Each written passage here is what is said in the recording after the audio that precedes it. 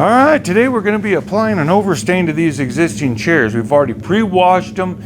We've sanded them up to the back sides where they got a little rough with water damage.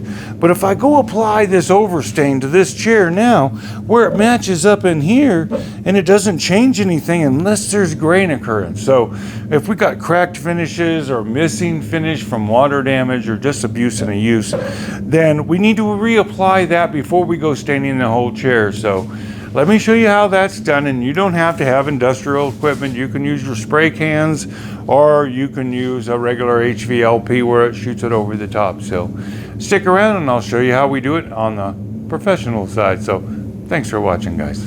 All right, watch this transform.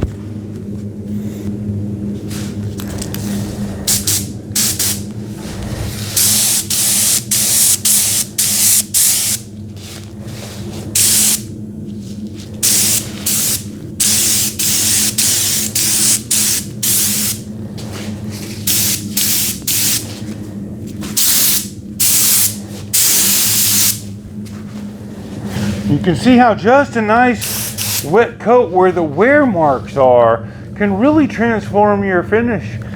And look how wet it actually is. If you guys are doing it with a spray can, get it a little wetter.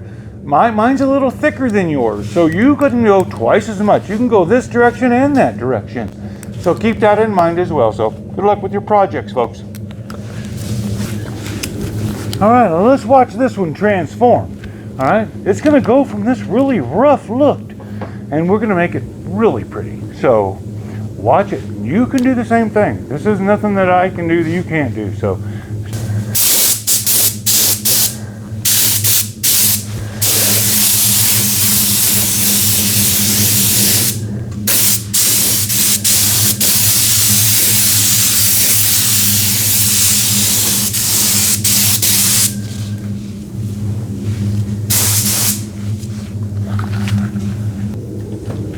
look at that. You just transformed that chair from an old, tired, worn out chair to revitalized. We washed it, we cleaned it, we gave it a little sand scuff.